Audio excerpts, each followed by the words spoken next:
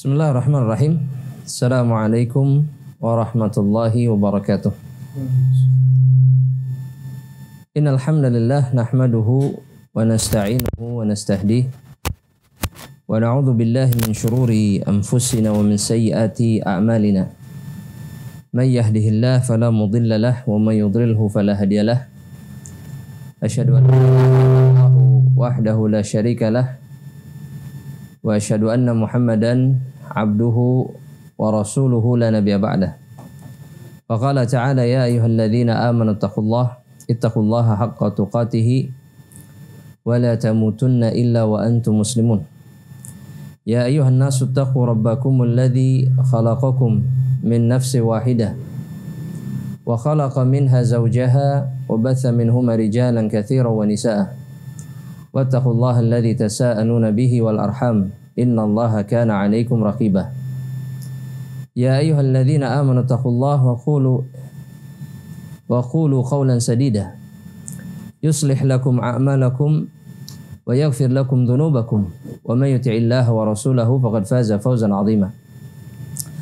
Amma ba'd, ahibati fillah wa ikhwani fid din, a'azzanallahu wa iyyakum. Kita kembali melanjutkan pembahasan kitab Khulasatu Ta'dhimil Ilmi, di mana Syekh Shalih Al-Utsaimin hafizahullahu taala menyebutkan di dalam kitabnya bahwasanya di antara perkara yang membuat seseorang mampu mengagungkan ilmu yang dicarinya, yakni ilmu syar'i, adalah ketika dia betul-betul bersungguh-sungguh, yakni memiliki totalitas di dalam mencari ilmu dan meniti jalan yang mengantarkan dirinya kepada ilmu. Di dalam pertemuan sebelumnya, beliau menyebutkan perkara yang pertama yang membuat seseorang sampai kepada tujuannya, yaitu ilmu, dan kemudian memiliki pengagungan terhadap ilmu tersebut. Itu adalah sebagaimana yang disebutkan oleh beliau, hifdzu matnin jami'in lirrajihi, dengan menghafalkan matan, yakni catatan atau kitab yang berisi ilmu syar'i, jami' yang mengumpulkan pokok-pokok ilmu tersebut, lirrajih, dan yang memunculkan pendapat-pendapat yang rajih, yang lebih kuat. Fala budda min hifdzin, kata beliau. Seseorang yang menuntut ilmu harus menghafal. Fala bud, tidak bisa tidak. Seseorang harus menghafalkan apa yang menjadi sumber ilmu. Wa man dhanna, dan barang siapa yang mengira, menduga, annahu yanalul ilma bila hifdzin, bahwasanya dirinya mampu mendapatkan ilmu tanpa menghafal, jadi tanpa berusaha untuk mengingat ilmu tersebut, yatlubu muhalan, kata beliau. Maka seseorang sebetulnya atau sejatinya dia sedang mencari sesuatu yang mustahil. Karena ilmu itu tidak mungkin berada dan menetap di dalam diri dan dada seseorang jika orang tersebut tidak pernah menghafalkan. Dan kita sudah jelaskan sebelumnya bagaimana para ulama menjelaskan kepada kita cara-cara menghafal. Cara-cara menghafal sesuai dengan masa di mana seseorang menghafal. Ketika dia masih muda, para ulama mengatakan dia bisa menghafal sedikit demi sedikit, namun terus menerus. Ya, tidak perlu memaksakan diri karena waktunya masih panjang. Maka dianjurkan untuk menghafalkan hadis, misalkan 2 atau 3 hadis ya setiap harinya, dan menambah jumlah hafalannya sedikit demi sedikit. Ini lebih ansab, kata para ulama, ini lebih cocok untuk orang-orang yang masih muda. Adapun bagi orang-orang yang sudah berumur, yang memiliki banyak kesibukan, yang kemudian hati dan pikirannya dipenuhi dengan masalah, ya, dengan beban, Maka kata para ulama dianjurkan mereka senantiasa mendawamkan pandangan mata mereka kepada kitab. Artinya banyak-banyaklah membaca. Dan kemudian mengulang-ulang bacaannya tersebut. Dan kemudian mencatat faidah-faidah yang terdapat di dalam kitab. Dan memang butuh mujahadah, butuh usaha yang lebih kata para ulama bagi orang-orang yang memang usianya sudah dewasa. Nah, jamaah rahmatillah Allah, kemudian para ulama menjelaskan bagaimana atau apa saja perkara-perkara yang bisa membantu seseorang untuk bisa lebih baik atau lebih kuat di dalam menghafal. Maka yang pertama yang diingatkan oleh mereka, jamaah rahmatillah Allah subhanahu wa ta'ala, kata mereka, minal asbab allati yusta'anu biha 'alal hifdzi. Sebab-sebab yang membantu seseorang untuk bisa menghafal, yakni semakin kuat hafalannya dalam kondisi apapun, dalam usia apapun. Yang pertama, dan ini yang terpenting kata para ulama, sebagaimana yang disampaikan oleh sahabat yang mulia Abdullah bin Mas'ud radhiyallahu taala anhu, di mana beliau mengatakan, jamaah rahmatullah Allah subhanahu wa ta'ala, sebagaimana yang dinukil oleh Imam Ibnu Abdul Barr dalam kitab beliau Jami'u Bayanil Ilmi wa Fadlihi, Abdullah bin Mas'ud mengatakan, inni la ahsibu anna ar-rajula yansal ilma qad alimahu bidzambi ya'maluhu. Kata Abdullah bin Mas'ud, aku mengira atau aku memiliki dugaan yang kuat bahwasanya seseorang bisa lupa atau melupakan ilmu yang telah diketahuinya. Bidzambi ya'maluhu. Semua itu disebabkan karena dosa yang dikerjakannya.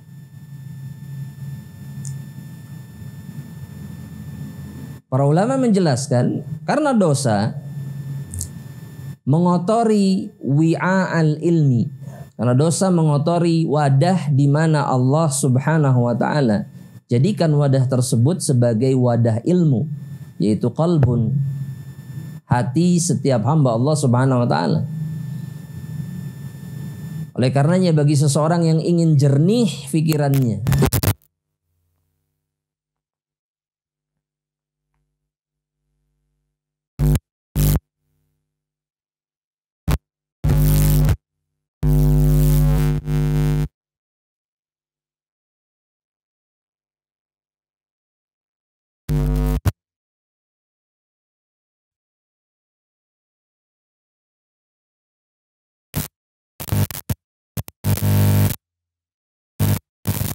yang diharamkan oleh Allah Subhanahu wa taala.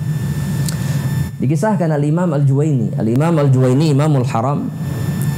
Salah satu, sebelumnya beliau adalah salah satu imam Mu'tazilah, namun kemudian beliau rujuk kepada agama sesuai dengan apa yang dibawa oleh Rasulullah sallallahu alaihi wasallam, yakni kepada manhajnya para sahabat Rasulullah sallallahu alaihi wasallam. Beliau adalah seorang imam yang gagu atau sulit berbicara, meskipun beliau adalah imam Masjidil Haram. Dan penyebabnya kata para ulama adalah ketika beliau masih bayi, beliau dibalikkan oleh ayahnya.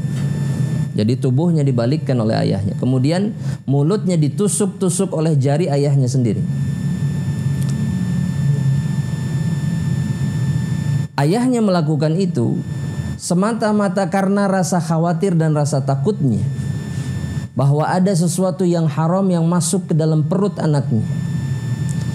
Karena ayahnya mengetahui bahwasanya anaknya disusui oleh budak tetangganya tanpa izin majikan.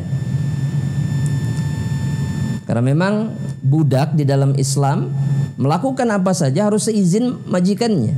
Nah, budak ini menyusui anaknya tanpa izin majikannya.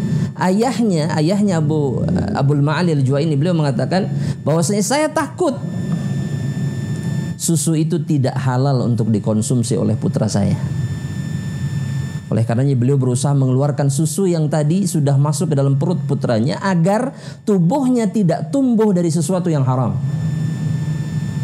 Karena itu akan menghalangi seseorang dari jernihnya, dari sucinya, dari cahaya ilmu Allah Subhanahu wa taala. Dan ini perkara yang sering dilalaikan oleh kebanyakan dari kita. Terkadang ada orang yang menyekolahkan anaknya di pesantren, tapi biaya yang dia gunakan itu berasal dari sesuatu yang haram. Kemudian dia bermudah-mudahan dengan sesuatu yang sifatnya syubhat, tidak jelas mana halal mana haram. Dan Nabi Muhammad SAW memerintahkan kita untuk meninggalkan yang syubhat. Jika syubhat jangan diambil, jika ragu jangan diambil. Faman waqa'a fi syubhat waqa'a fil haram. Barang siapa yang masuk terjerumus ke dalam perkara syubhat, maka dia terjerumus ke dalam perkara yang haram. Al-Imam Malik Ibnu Anas, Imam Darul Hijrah, ketika beliau ditanya, "Ya Aba Abdillah, wahai Abu Abdillah, ma yasluhu li hadzal hifdzi syai'un?" Au hal yasluhu li hadzal hifdzi syai'un? Adakah sesuatu yang bermanfaat untuk menjaga ingatan atau kemampuan mengingat? Maka kata beliau, in kana yasluhu lahu syai'un, jika ada sesuatu yang bermanfaat untuk membantu ingatan seseorang di dalam mengingat ilmu, fatarkul ma'asi, kata.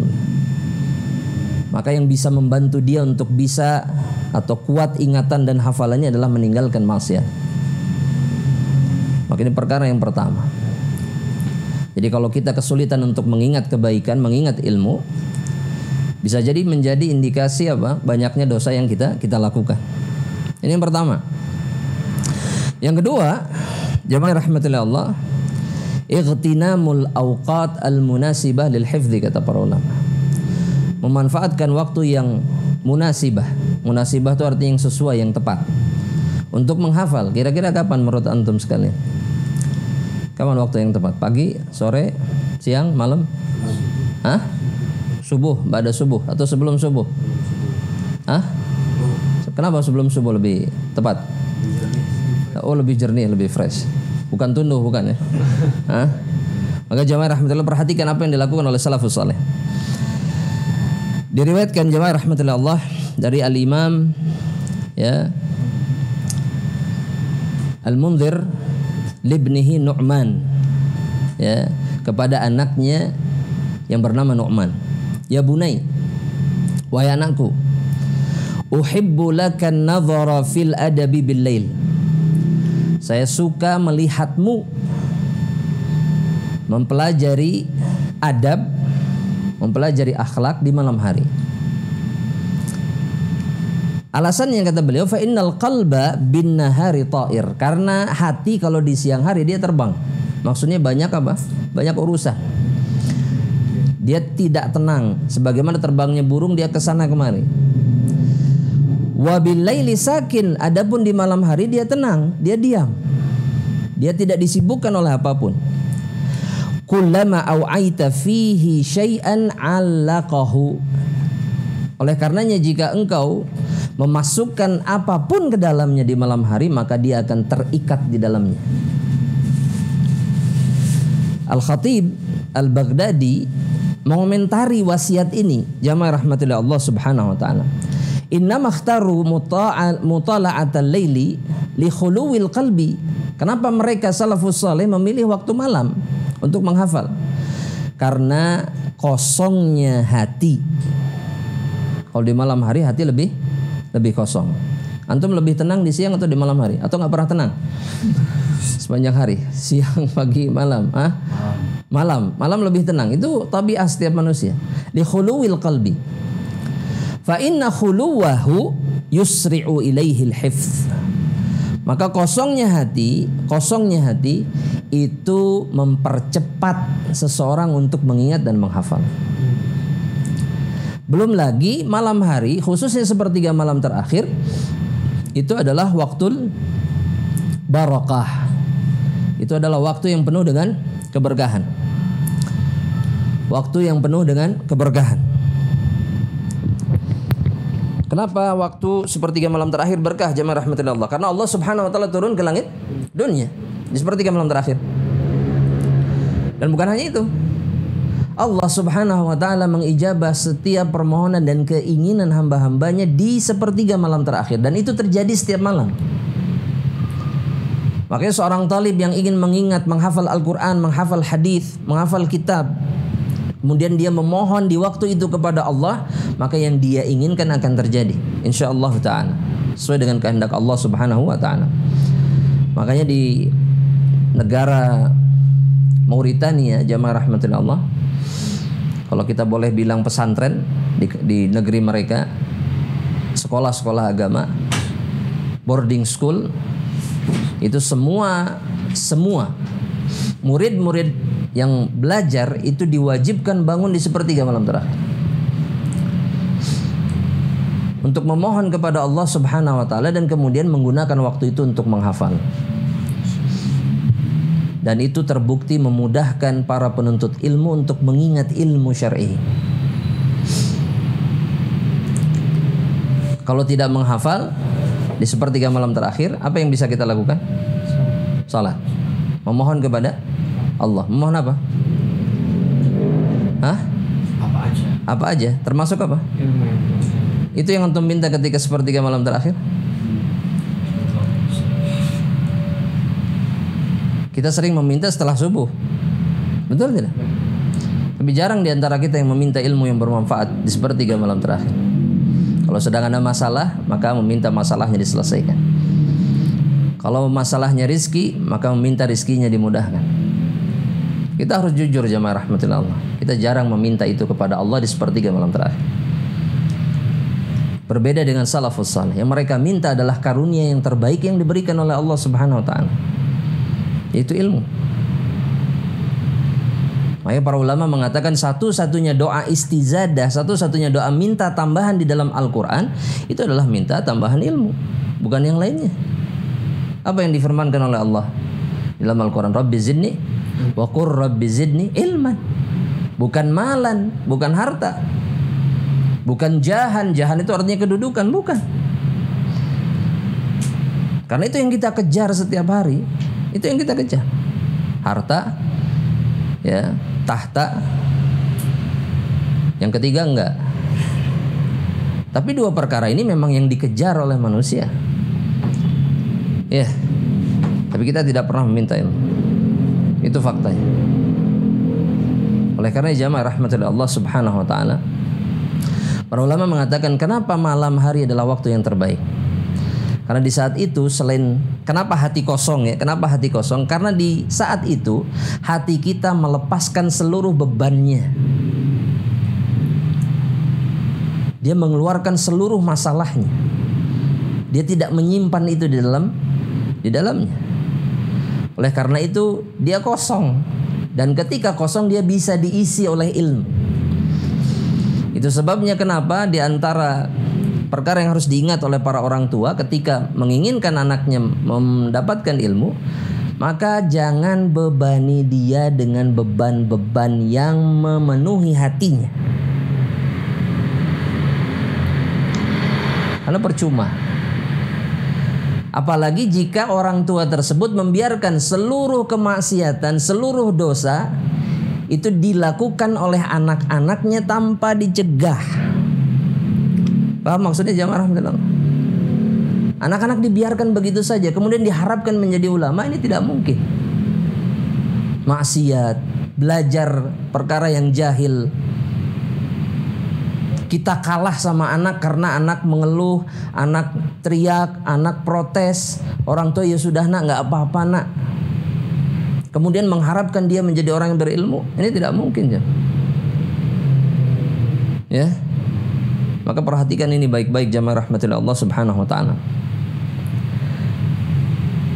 Perkara yang berikutnya menguatkan ingatan atau hafalan seseorang itu adalah kathratut tikrar.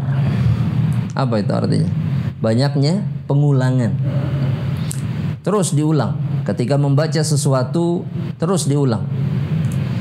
Berapa kali yang dianjurkan di dalam syarat ini? Tidak ada batasannya. Tidak ada batasannya. Namun Para ulama sepakat pengulangannya harus banyak, tidak boleh sedikit. Di antara para ulama seperti Abu Ishaq Asy-Syirazi namanya, itu kalau menghafalkan sesuatu itu 100 kali minimal. Misalkan satu halaman Al-Quran, maka minimal diulang berapa kali? 100 kali. Butuh berapa tahun untuk menyelesaikan hafalan Al-Quran kalau begitu? Oh, bertahun-tahun. Ada masalah dengan bertahun-tahun? Gak ada. Dan kita sanggup mengulang 100 kali setiap menghafal. Misalkan hadis innamal a'malu binniyat 100 kali. Kebanyakan atau sedikit juga hafal insyaallah. Jamaah nanya ini coba. Oh, tergantung apa? Tingkat apa? Oh, IQ. Tingkat kecerdasannya. Masya Allah. Kata para ulama, pengulangan itu dibutuhkan baik orang yang memiliki dzakaul fitri namanya. Dzakaul fitri itu kecerdasan yang memang bawaan lahir, ingatan yang kuat. Ada manusia yang seperti itu. Imam Bukhari seperti itu, Al-Imam Syafi'i seperti itu. Mendengar sekali langsung ingat. Sulit lupanya. Ini namanya dzakaul fitri. Tapi mereka mengulang. Dengan jumlah yang banyak untuk lebih menguatkan hafalan mereka. Karena caranya memang dengan banyak pengulangan. Kata Syekh Muhammad Nasr Al-Albani, inna fil i'adati faidah. Pengulangan itu memiliki faidah, selalu memiliki faidah. Apapun itu, diulang ada faidah. Ada kebaikan di dalamnya ketika seseorang mengulang. Paham? Nah, di Mauritania itu bahkan lebih dari 100 kali. 500 kali. Apa keuntungannya? Apa keunggulannya? Al-Imam Ibnul Jauzi mengatakan, keuntungannya pengulangan yang banyak itu membuat ingatan kita sulit hilang. Hafalan kita sulit hilang. Dan ini terjadi kepada seorang ulama yang mengulang-ulang bacaan Al-Qur'annya, yang karena pengulangannya itu sampai membuat seorang wanita tua yang ada di sekitarnya itu sampai hafal ayatnya. Jadi ikut hafal karena diulang-ulang terus. Misalkan tabat yada abi lahabi wa tab, terus begitu tuh. Sampai hafal tuh. Kata si perempuan, kata wanita tua ini mengatakan, udah cukup. Saya aja sudah hafal gitu. Saya sudah hafal. Kenapa diulang terus? Tapi ulama ini terus mengulang. Gak berhenti, terus. Maka beberapa hari kemudian wanita ini ditanya lagi oleh ulama tersebut, coba yang kamu hafal kemarin masih ingat nggak? Kata wanita tersebut, qad ansaha, saya sudah lupa. Padahal pada saat itu dia hafal. Maka kata ulama itu, ukarriru indal hifdzi li alla yusibuni ma asabaki. Itu sebabnya kenapa saya ulang-ulang terus, supaya saya tidak tertimpa apa yang menimpa dirimu. Maka butuh pengulangan yang banyak. Maka kira-kira kalau antum butuh berapa kali? Bismillah. Ya 200 lah ya. 250. Baik. Dan ini syarat yang sangat penting ketika seseorang ingin hafalannya kuat. Yang ketiga, kata para ulama, al-jahru bil qiraah. Mengeraskan suara ketika mengulang-ulang. Jadi ketika menghafal, jangan diam. Jangan diam. Tapi harus apa? Harus disuarakan. Makanya kalau di mahan tahfidz biasanya suaranya keras anak-anak itu ketika menghafal bareng-bareng. Bismillahirrahmanirrahim. Apa alasannya jemaah? Apa alasannya? Menurut antum? Hah? Daya tangkapnya cepat. Ada jawaban lain? Biar terdengar sama pendengaran. Ahsanta, Masya Allah. Ada seorang ulama yang mengatakan seperti ini kepada anaknya. Ketika anaknya sedang menghafal hadis, anaknya hanya memandang, hanya membaca, mengulang-ulang dengan pandangannya. Maka ayahnya mengatakan, Innama laka min riwayatika hadhihi ma adda basaruka. Apa yang kamu hafal sekarang itu hanya perkara yang engkau tangkap, yang engkau masukkan melalui apa? Pandangan matamu. Fa in aradta riwayah, kalau engkau ingin menjadi perawi hadis, ingin bisa menyampaikan ilmu ini kepada orang lain, fanzur ilaiha wajhar biha. Maka pandang, baca, nggak cukup cuma dengerin. Ya misalkan antum nggak baca, dengerin ceramah gitu ya, itu kan seperti kebanyakan orang. Cuma dengerin aja tuh, ingat kok, saya ingat maksudnya iya gitu ya. Nggak cukup. Kalau ada kitab, baca kitabnya. Kalau nggak ada kitabnya, apa yang harus lakukan? Tulis. Ya. Kemudian jamaah rahmatillah Allah, kata ulama ini wajhar biha. Jangan hanya dipandang saja, tapi kemudian engkau baca dan keraskan suara. Fa innahu yakunu laka ma adda basaruka ila qalbik wa ma adda sam'uka ila qalbik. Kalau engkau melakukan itu, maka engkau mendapatkan dua jalan yang memasukkan ilmu ke dalam hatimu. Yang pertama matamu, yang kedua apa? Suaramu sendiri melalui telinga. Maka itu lebih menguatkan apa? Ilmu di dalam hati. Biasakan ini jamaah rahmat. Ini bukan hanya ilmu syar'i, semua ilmu sama. Ya. Jika ingin mengingat, maka ulang-ulang dengan cara apa? Pandangan mata dan kemudian keraskan dengan suara. Nah, yang berikutnya, dan ini yang banyak ditinggalkan, agar tidak mudah lupa, ya, itu memperbanyak zikrullah. Memperbanyak apa? Zikrullah. Apa contohnya? Memperbanyak zikir. Apa contoh zikirnya? Untuk menguatkan ingatan. Apa? Di buku pagi petang nggak ada aja mah. Apa? Allahumma inni as'aluka ilman nafi'an. Hah? Ada? Apa? Apa doanya? Jawabannya tulis jemaah. Jawabannya semua zikrullah menguatkan ingatan seseorang. Ada dalilnya dalam Al-Quran.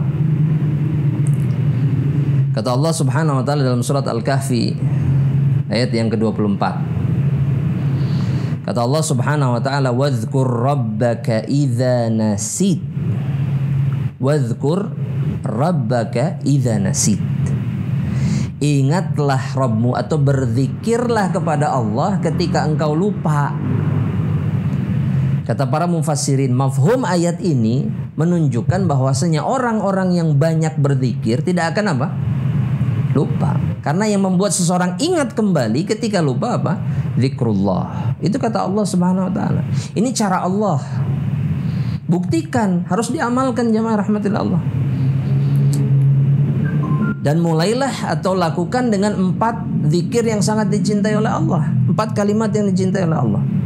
Sebagaimana disebutkan oleh Rasulullah SAW, ahabbul kalam ilallahi arba. Perkataan yang paling dicintai oleh Allah Subhanahu wa taala ada 4. Apa? Subhanallah, walhamdulillah, wa la ilaha illallah, Allahu akbar. Semuanya hafal. Tapi jarang, sedikit, berat untuk melakukan amalan yang sederhana ini yang membuat seseorang jauh dari sifat lupa. Jadi anak-anak kita kalau lagi sekolah, maka biasakan mereka apa? Jamaah berzikir. Apalagi kalau mereka belajar ilmu syar'i. Kenapa kalau orang dulu nggak berzikir tapi cepat menghafal? Kenapa jamaah? Itu rata-rata orang dulu ya. Orang dulu itu lebih mudah, lebih kuat hafalannya. Kenapa? Dibandingkan orang sekarang. Itu tuh yang ada di tangan kita tuh.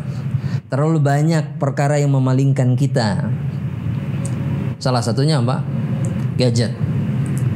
Dan yang kedua, ini perkara yang sering dilupakan juga. Yang kedua, orang zaman dulu hatinya jauh lebih tenang, lebih kosong dari perkara-perkara yang tidak penting. Apalagi jika mereka kemudian mengamalkan apa yang memang dilakukan oleh para salafus saleh, ya. Dan juga diperintahkan atau diajarkan dalam syariat seperti tadi, banyak berzikir. Para ulama seperti Daud ibnu Abi Hind. Itu beliau memiliki kebiasaan kalau keluar rumah berjalan misalkan ke pasar, maka beliau punya zikir tertentu yang beliau baca sampai ke pasar. Nanti di pasar ke tempat yang lain zikirnya berubah lagi. Sehingga tidak ada satu perjalanan pun, langkah pun, melainkan beliau berada di dalam keadaan berzikir. Nah, kemudian muncul pertanyaan, kalau sekarang makanan berpengaruh nggak terhadap ingatan seseorang? Makanan berpengaruh nggak? Yang pertama, makanannya harus apa? Harus halal. Kenapa kalau nggak halal? Merusak wadah. Iya. Daging yang tumbuh adalah daging yang pantas tersentuh api neraka Allah Subhanahu wa taala. Akan semakin dekat hubungannya dengan syaitan karena makanan yang haram. Baik. Yang kedua, makanan yang seperti apa? Untuk orang yang thayyib. Yang thayyib itu yang seperti apa? Yang tidak berlebihan. Yang thayyib itu yang tidak menimbulkan madarat. Thayyib. Sekarang Anda punya pertanyaan. Siapa yang memerintahkan kita untuk makan yang thayyib? Allah. Apa dalilnya? Kata Allah Subhanahu wa taala dalam Al-Qur'an, "Kulu min thayyibati ma razaqnakum." Makanlah perkara-perkara yang thayyib yang kami rizkikan kepada kalian. Allah sendiri yang memerintahkan. Yang thayyib kata para ulama yang halal dan kemudian yang tidak menimbulkan madarat. Ya. Sekarang pertanyaan anak. Yang antum makan, yang anak-anak antum makan, itu berbahaya atau tidak? Sekarang di hari ini. Banyaknya berbahaya. Lantas kenapa dibiarkan? Karena anaknya pengen. Anaknya ngerewel pengen. Padahal jelas kulu min thayyibat. Ada salah satu orang yang anak kenal. Anaknya dari semenjak bayi itu tidak pernah dia berikan makanan yang berbahaya. Maksudnya makanan-makanan yang punya resiko bahaya. Meskipun mubah, hukumnya mubah, tapi kalau dimakan lambat laun dia akan menimbulkan efek samping gitu. Dari kecil, dari bayi itu sudah dijaga betul. Alasannya adalah karena Allah memerintahkan kita untuk memakan yang thayyib. Apa tanggung jawab seorang ayah kemudian seorang ibu ketika ternyata dia membiarkan anak-anaknya memakan yang tidak thayyib? Apakah itu tidak akan ditanya oleh Allah nanti di akhirat? Yang membuat tubuhnya hancur, yang membuat pikirannya hancur. Jamaah. Dan para ulama menjaga anak-anak mereka, bukan hanya saja menjaga mereka dari dosa, tapi dari makanan-makanan yang berbahaya. Kembali lagi ke Mauritania, jamaah rahmatillah. Para penuntut ilmu hanya memakan makanan yang bergizi saja yang disediakan. Mereka membiasakan murid-murid mereka memakan gandum, susu unta, kurma, dan madu. Itu saja makanan mereka. Gak ada makanan lain. Dan memang para ulama juga memang mengatakan, kebanyakan para ulama berdasarkan tajribah. Tajribah itu artinya pengalaman, ya. Makanan apa saja yang bisa menguatkan apa? Yang thayyib, yang menguatkan hafalan. Satu, tulis jamaah, tulis. Satu, kismis. Kismis. Banyak para ulama yang menganjurkan murid-muridnya untuk memakan kismis. Yang kedua, meminum madu.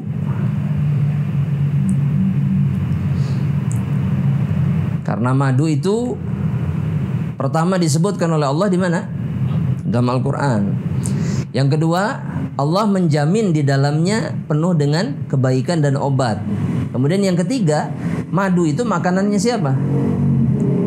Jamaah, para nabi dan rasul, dan nanti menjadi makanannya penghuni surga Allah Subhanahu wa taala. Taib. Ada madu yang tidak halal? Apa? Nyolong. nyolong madu orang lain. Tapi adakah madu yang mengandung keharaman? Gak ada jemaah, gak ada. Madu itu tidak ada yang haram, ya, gak ada. Kalau susu mungkin ada yang haram. Jika pakan dari makanannya itu adalah makanan-makanan yang haram, mungkin aja. Tapi kalau lebah itu nggak ada, subhanallah. Lebah hanya memakan yang thayyib. Maka hasilnya hanya yang thayyib saja. Maka minum madu. Yang ketiga, minum susu. Ya, dan susu itu minuman yang penuh keberkahan. Apa dalilnya? Jamaah. Susu apa yang dimaksud lagi? Semua susu, jamaah. Susu sapi, susu kambing, susu unta. Semuanya baik, semuanya penuh keberkahan. Karena ketika kita minum disunnahkan baca apa? Coba, sunnah selesai minum susu itu ada doa yang disunnahkan untuk dibaca. Apa doanya? Allahumma barik lana fima, bukan itu. Allahumma barik lana fihi, ya Allah berkahi kami, berikan keberkahan kami di dalamnya. Maksudnya jadikan minuman ini minuman yang penuh berkah untuk kami. Ya. Kemudian wazidna minhu, dan ya Allah kata Rasulullah SAW, ya, tambahkan kami kenikmatan ini berupa minum susu. Itu ada di dalam hadis yang sahih. Dan ini menunjukkan susu itu adalah minuman yang diberkahi oleh Allah Subhanahu wa taala. Dan satu lagi jamaah rahmatillah Allah Subhanahu wa taala, sebagian ulama menganjurkan banyak memakan kurma bagi orang yang ingin ingatannya kuat. Nah, jamaah rahmatillah Allah Subhanahu wa taala, Al-Imam Ibnul Qayyim menambahkan satu perkara yang memang juga disunnahkan di dalam Islam yang terbukti menguatkan ingatan, yaitu berbekam tapi di mana? Di kepala. Di sebelah mana? Di titik tengah Ummul Mughith. Di sini, di titik yang disebut dengan Ummul Mughith. Maka itu sangat membantu ingatan seseorang, kata Al-Imam Ibnul Qayyim, sebagaimana yang beliau jelaskan di dalam kitab beliau Zadul Ma'an. Nah, jamaah yang rahmatillah Allah Subhanahu wa taala, itu beberapa perkara yang membantu kita untuk menguatkan hafalan. Dan orang yang melakukannya dia menunjukkan bahwasanya dirinya mengagungkan ilmu. Karena semuanya butuh apa? Perjuangan dan pengorbanan. Antum bangun di malam hari, antum mengulang-ulang puluhan kali bahkan ratusan kali. Kemudian antum memakan makanan yang diperlukan untuk menguatkan ingatan. Semuanya jika bukan karena ta'zim tidak akan dilakukan oleh seseorang. Kenapa itu yang bangun tengah malam jam 3 berangkat ke pasar, belanja atau apapun lah untuk berikhtiar? Kenapa? Karena itu perkara penting buat mereka. Kalau nggak begitu nggak makan, kata mereka. Betul nggak? Mencari nafkah yang halal. Mereka mampu dan sanggup bahkan bertahan melakukan itu karena merasa itu penting. Nah, seorang penuntut ilmu pun terlihat dari usahanya. Nah, jalan cara untuk mendapatkan ilmu bukan hanya saja mencatat, bukan hanya saja menghafal, tapi kata para ulama ditambah dengan mudzakarah. Apa itu mudzakarah, jemaah? Saling mengingatkan. Nah, mudzakarah ini jemaah rahmatillah Allah, mudzakarah ini dilakukan kapan? Diskusi ini dilakukan kapan? Selesai majelis atau selesai majelis ngobrol? Jemaah, kan kalau habis majelis itu kayaknya wah gitu. Kayaknya plong gitu, istirahat dulu lah tuh banyak bahas ilmu wae gitunya. Istirahat enggak. Para ulama terdahulu mereka melakukan mudzakarah dengan teman-temannya sejenak setelah syekh atau ulama menjelaskan ilmu kepada mereka. Langsung. Kenapa? Karena jika dilakukan nanti maka kemungkinan salahnya besar. Karena seseorang bisa jadi salah dalam mencatat. Ya, mengarsipkan ilmu. Nah, dengan mudzakarah seseorang lebih dekat dengan kebenaran, dan kemudian yang kedua, mudzakarah membuat seseorang ilmu yang didapatkan seseorang menjadi lebih kuat. Karena diulang terus berarti kan. Ngobrol lagi, nanti ketemu di mana? Hadis nu kamari teh naon hadis teh?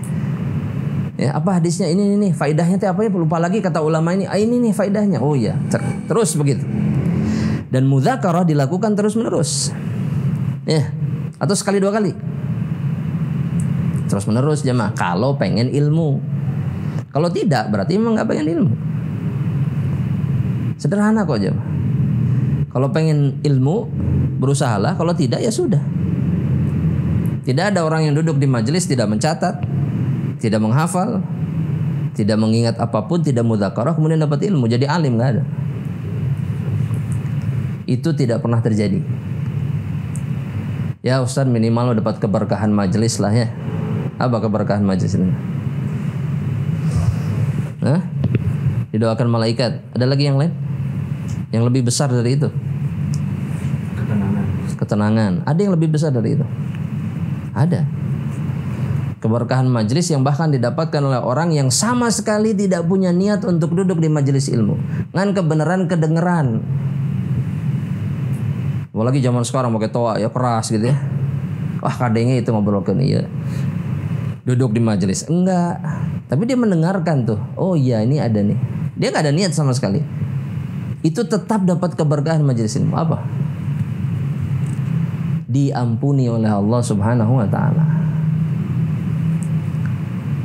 Para malaikat yang ditanya oleh Allah ketika mereka pulang dari majelis ilmu, ditanya, "Sedang apa mereka?"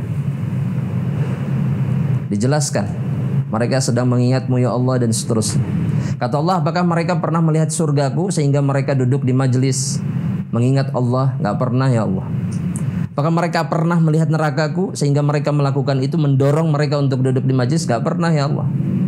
Maka kata Allah, aku ampuni mereka semuanya. Kata malaikat, fa inna fihim jalisun.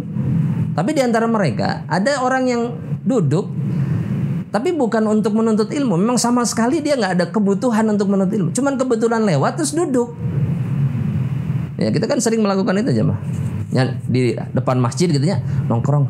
Nah masjid ngobrol ke oh iya, oh nya itu, oh gitunya, oh bari ngobrol. Kadang-kadang bari makan. Bari makan terus bari nih. Ya maksiat malah ya. Sang maksiat. Ya. Taib. Kata Allah Subhanahu wa taala, faqad ghafartu lahu. Aku ampuni dia. Juga sebagaimana aku ampuni yang lain. Karena orang yang duduk di majelis ilmu itu tidak ada orang yang menderita yang duduk bersama mereka, nggak ada. Minimal anama itu aja lah Ustaz. Ya, kita merasa puas dengan yang apa? Yang minimal. Makanya jangan salahkan Allah ketika surganya pun minimal. Level yang mana? Antum pengen level yang mana? Oh yang di atas, Firdaus. Masya Allah. Butuh perjuangan tidak? Kata Rasulullah SAW, ala inna sil'atallahi ghaliyah. Man khafa adlaj, wa man adlaj balaghal manzil, kata Rasulullah SAW. Orang kalau takut perjalanan di malam hari, maka dia akan buru-buru. Takut nih, menyeramkan suasananya, dia akan buru-buru. Dan orang yang buru-buru meneruskan perjalanannya dalam keadaan seperti itu, balaghal manzil, dia pasti sampai kepada tujuan. Terus. Kemudian Rasulullah SAW mengatakan, setelah mengatakan itu memberikan permisalan, begitu juga dengan orang yang menuju surga. Kalau dia berikhtiar terus memaksakan dirinya melanjutkan perjalanan, tidak leha-leha, tidak santai, terus, maka dia akan sampai ke surga. Tapi ingat kata Rasul, ala inna sil'atallahi ghaliyah. Surga itu mahal, butuh pengorbanan yang besar. Begitu juga dengan penuntut ilmu. Ya, jamaah rahmatillah Allah. Masya Allah. Kita sebutkan di sini belum ada nih. Taib. Kita sebutkan perkataan Atha ibn Abi Rabah, salah seorang tabi'in. Beliau mengatakan, kunna nakunu inda Jabir ibn Abdullah. Kami bersama sahabat Jabir ibn Abdullah al-Ansari radhiyallahu taala anhuma. Fayuhaddithuna. Jabir menyampaikan hadis kepada kami, mengajarkan hadis Rasulullah SAW. Fa idza kharajna min indihi, dan kami murid-murid Jabir ketika keluar dari sisi Jabir selesai belajar, tadzakarna hadithahu, maka kami langsung mengulang hadis yang diajarkan satu sama lain. Tadi hadisnya apa, ini hadisnya, diulang tek tek tek tek terus begitu. Kemudian kata Atha, fakana Abu Zubair ahfadzana lil hadis, dan di antara kami adalah Abu Zubair yang paling hafal hadis dari Jabir. Kenapa? Karena dia yang paling kuat mudzakarahnya dibandingkan kami semua. Dan ini menunjukkan mudzakarah menguatkan apa? Ingatan. Jamaah rahmatillah Allah subhanahu wa ta'ala, kita cukupkan sampai di sini dulu. Ya, insyaallah kita akan lanjutkan pembahasannya biidznillah taala pada kesempatan yang lain biidznillah. Dan semoga Allah subhanahu wa ta'ala memudahkan wasail, jalan-jalan, turuk untuk bisa mendapatkan ilmu syar'i. Yang perlu kita ingat jamaah rahmatillah Allah, menghafal, mengingat, memahami banyak ilmu syar'i yang ada di dalam hati kita, itu bukan semata-mata agar kita menjadi orang yang paling alim, bukan. Bukan itu tujuannya. Tapi menjadi manusia yang selamat. Ilmu ini membawa kita masuk ke dalam surga Allah subhanahu wa ta'ala. Wallahu a'lam bishawab. Kita tutup dengan doa kafaratul majlis. Subhanakallahumma wa bihamdika asyhadu an la ilaha illa anta astaghfiruka wa atubu ilaik. Assalamualaikum warahmatullahi wabarakatuh.